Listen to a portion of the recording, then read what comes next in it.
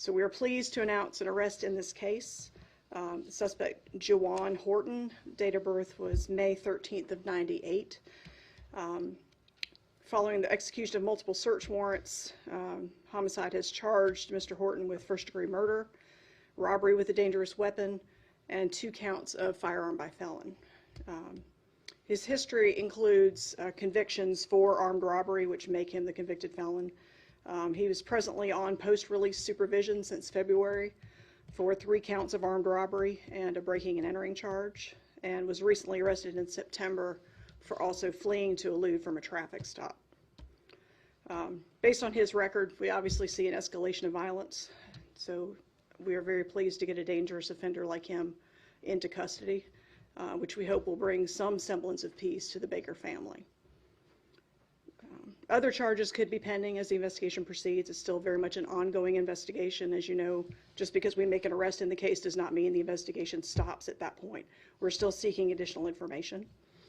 The arrest was really a result of a collaborative effort of a lot of people and resources in this case, to include the homicide unit, the crime gun suppression team, SWAT, both the University City and North Patrol divisions, and most of all the public. This is a case where the community came forward with multiple tips that helped us to piece together what may have occurred and lead us to this suspect.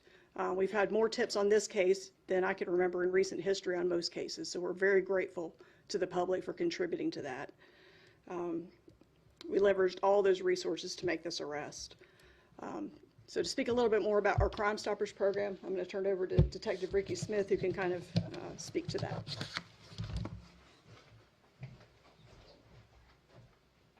Hey, good afternoon. I'm Rick Smith, Charlotte Crime Stoppers Coordinator. As the Major alluded to, we did have a lot of tips, a lot of great information, a lot of great tips. First and foremost, I'd like to thank the community for coming forth, its willingness to come forth and provide us with that information. Secondly, our media partners, of course, for getting all of that information out to the public. And thirdly, we have to thank our detectives and officers for all of its dedication and hard work and long hours that was put into not only this case, but all of our cases. This is truly a collaborative effort. And we did receive, as I said, we received a lot of tips, a lot of great information. And just to put into perspective, just for the past 3 months, just Q3, we had about 850 tips received. Of that number, we had about 60 arrests just based off of tips alone. Property, cash, and drugs, we've had over $282,000 that we've seized. Okay, and we just ask that the community continue to work with us, because we can't do it by ourselves. We ask the community to work with us through our Crime Stoppers program, and this program is 100% anonymous, and you can submit a tip about any crime. You can through the convenience of your mobile phone, you can download the P3 Tips app and submit the information directly into Crime Stoppers. From your computer, you can go to crimestoppers.com and submit the information, or you simply call 704-334-1600. And as always, I like to tell people, make the same phone call that you would want somebody to make if you or someone you love were a victim.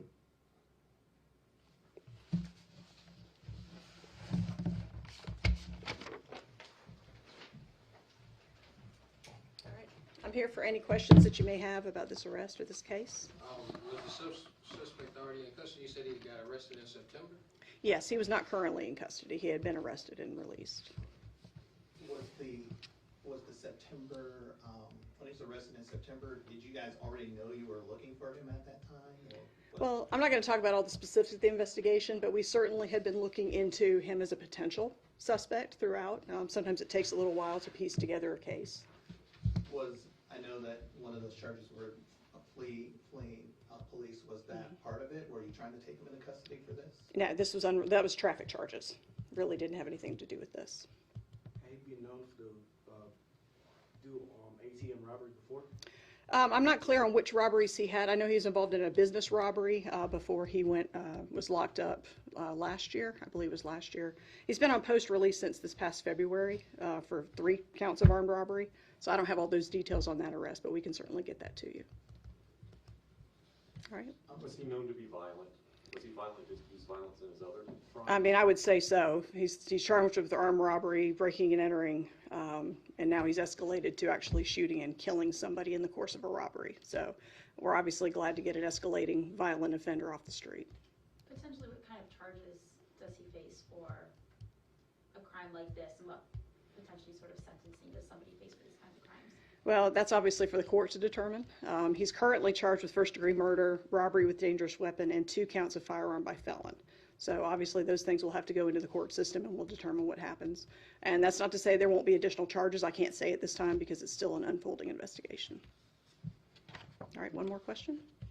Major Peacock, Yes. I know that Officer Smith talked about how homicide is working very hard, but can you just talk about how tough it is for you to communicate with the family about the leads or what's going on? I know this happened in July. Here Right. we are in October announcing this. Sure, it's always a difficult process because the family is very eager to know everything that we know. And obviously there's times that we can give them some information, but we can't always give them all information because we have to pan it out. We have to make sure that we vet it correctly and that we proceed with the investigation carefully because we don't want the wrong information to get out to the public. So, you know, it's always a difficult balance to be able to tell them as much as we can, but still having to hold back some details of the investigation. But my understanding is the family is very pleased that we've brought this to a resolution. All right. Thank you. I appreciate everybody coming in today. And if you have any other inquiries, you can certainly contact Public Affairs.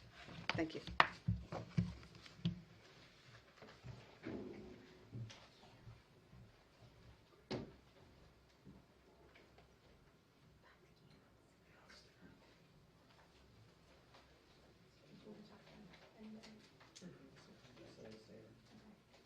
If anybody has any questions for Mike, he's here to